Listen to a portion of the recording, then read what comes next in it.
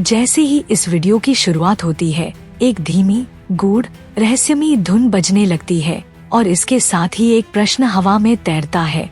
क्या आपने कभी सोचा है कि माँ काली के मंत्रों की कंपन सिर्फ आपकी आत्मा को नहीं, बल्कि आपके मस्तिष्क की तरंगों को भी बदल देती है? क्या आपने कभी ध्यान दिया है कि जब रात गहरी होती है, अंधेरा पूरे वातावरण को ढक लेता है और आप माँ काली का नाम लेते हैं, तो आपके भीतर एक अजीब सी शक्ति उठने लगती है, मानो कोई अदृश्य ऊर्जा आपके शरीर, मन और चेतना पर काम कर रही हो। आज हम एक ऐसे रहस्य में प्रवेश करने जा रहे हैं जो प्राचीन तंत्र और आधुनिक न्यूरोसाइंस दोनों को जोड़ता है।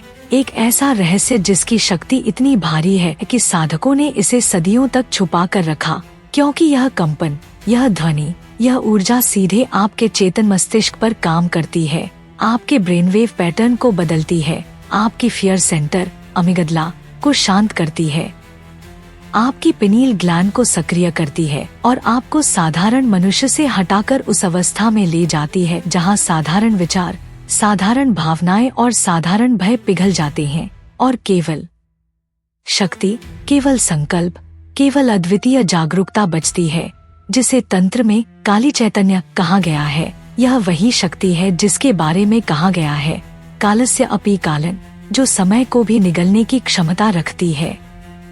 आधुनिक विज्ञान के अनुसार मानव मस्तिष्क की तरंगे 4 प्रमुख अवस्थाओं में काम करती हैं: बीटा, जागृत और सतर्क; अल्फा, शांत और ध्यानपूर्ण; थीटा, गहरी ध्यानावस्था; डेल्टा, गहरी नींद।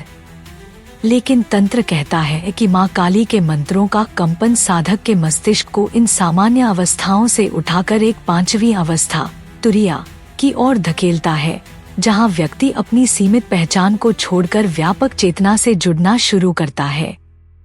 और जब मंत्र में क्रीं क्रीं बीज ध्वनि आती है, तो यह कंपन शरीर के भीतर स्वाधिष्ठान और आज्ञा चक्र के बीच एक ध्वनिक सेतु बनाता है, जिससे साधक के भीतर न केवल ऊर्जा का संचार होता है, बल्कि उनके मस्तिष्क में गैमा ब्रेनवेव सक्रिय होने लगती हैं, जो आखिरकार व्यक्ति को हाई स्टेट ऑफ अवेयरनेस में ले जाती हैं, जहां विचार कम और शक्ति अधिक होती है।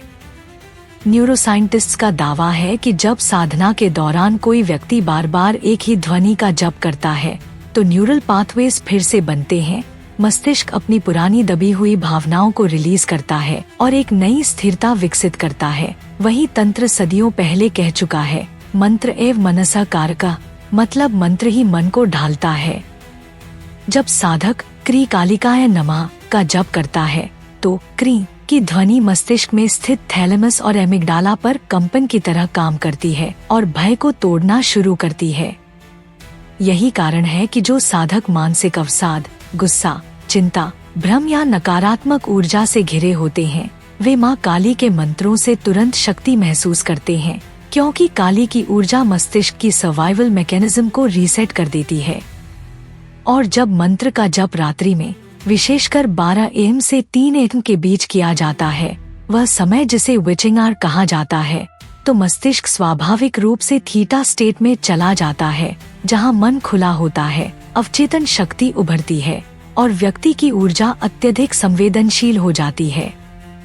यह वही समय है जब साधक माँ काली की कंपन को शरीर में गहरा प्रवेश करवाते हैं, जिससे उनकी कुंडलिनी हल्की सी हिलती है और सांस, प्राण, कंपन सभी एक रिद्म में आ जाते हैं। इस अवस्था में जब कोई व्यक्ति क्री का जप करता है, तो वह ध्वनि केवल बाहर नहीं निकलती, बल्कि अंदर भी उतरती है।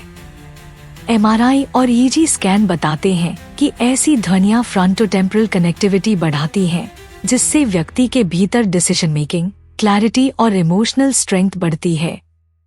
यही कारण है कि भैरवी साधकों को भय का अनुभव नहीं होता, क्योंकि उनके मस्तिष्क की अलर्ट सिस्टम, अमिगडला रिस्पॉन्स कम हो चुकी होती है। काली का मंत्र साधक के शरीर को नहीं, उसके न्यूरल सिस्टम को बदल देता है। तंत्र कहता है कि माँ काली की ऊर्जा पहले साधक के भीतर की अस्थिरता को तोड़ती है, उसके बाद एक नई संरचना बनाती है। यह प्रक्रिया दर्दनाक भी हो सकती है, क्योंकि व्यक्ति के भीतर गहराई में दबी भावनाएं, ट्रॉमा, भय, क्रोध और अधूरापन सब सतह पर आने लगते हैं। इसे ही तंत्र में उद्घाटन कहा गया है। कई साधक कहते हैं कि मंत्र के शुरुआती 11 दिनों में नींद बदल जाती है, सपने भारी होते हैं, कुछ को बार बार दिव्य आकृतियां दिखती हैं, कुछ को तेज ऊर्जा उठती महसूस होती है। यह सब मस्तिष्क के टेम्पोरल लोब एक्टिवेशन के कारण होता है। आधुनिक शोध कहता है कि जब व्यक्ति नियमित रूप से शक्तिशाली मंत्र का जप करता है तो हिप्पोकैम्पस सक्रिय होता है, जिससे स्मृति, आत्मविश्वास और सीखने की क्षमता बढ़ती है। यही कारण है कि काली के साधक सामान्य मनुष्यों की तुलना में अधिक फोकस्ड, डिटरमाइंड और फियरलेस होते हैं। यह केवल आध्यात्मिक प्रभाव नहीं है, यह न्यूरोइलेक्ट्रिकल परिवर्तन है। अब बात करते हैं उस रहस्य की जिसके बारे में साधक कम बोलते हैं, काली मंत्र का प्रभाव पिनील ग्लैंड पर। पिनील ग्लैंड, जिसे आदिकाल में तंत्र के आचार्य बिंदु नाड़ी कहते थे, यह वही ग्रंथि है जहां डीएमटी जैसा रहस्यमय तत्व बनता है जो मानव को विजन, अंतर्ज्ञान और अघोरी स्तर की चेतना देता है। जब कोई साधक काली की उपासना में क्री का उच्चारण करता है तो यह ध्वनि शरीर के भीतर एक ऐसी रेजोनेंस पैदा करती है जो पिनील ग्लैंड को उत्तेजित कर देती है। आधुनिक विज्ञान इसे बायोफोटन रिलीज कहता है, जिसमें पिनील ग्लैंड प्रकाश कणों को छोड़ती है, जिससे व्यक्ति को दृश्य, चमक, आकृतियां और गहरी अनुभूतियां होती हैं।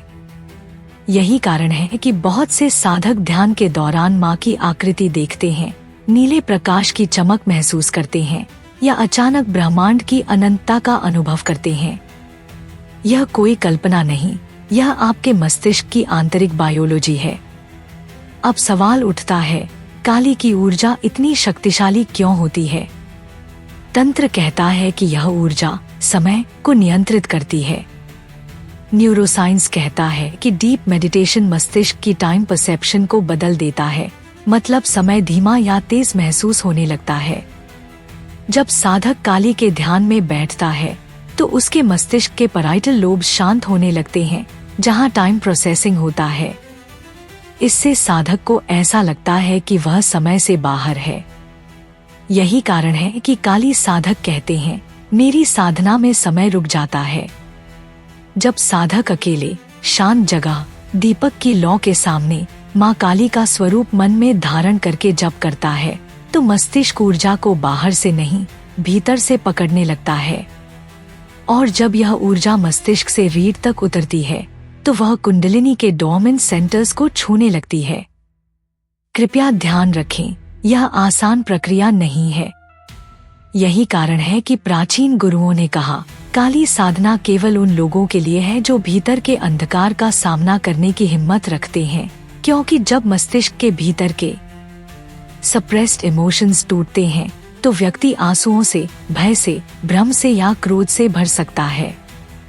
यह सब बुरा नहीं, यह प्योरिफिकेशन है।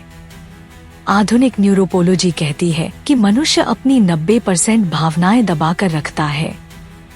काली की ऊर्जा इन दबी हुई भावनाओं को तोड़कर बाहर निकालती है। इसी कारण से साधकों के भीतर ट्रांसफॉर्मेशन होता है, उनकी पर्सनालिटी बदलती है, उनकी आवाज में शक्ति आती है, उनका निर्णय मजबूत होता है और उनका मस्तिष्क पुरानी पहचान को छोड़कर नई चेतना में प्रवेश करता है। अब बात करते हैं सबसे महत्वपूर्ण हिस्से की, क्या होता है जब व्यक्ति नियमित रूप से काली मंत्र का जप करता है? मस्तिष्क में गैमा वेव्स बढ़ती हैं, जिससे व्यक्ति अत्यधिक कॉन्शियस अवस्था में आ जाता है।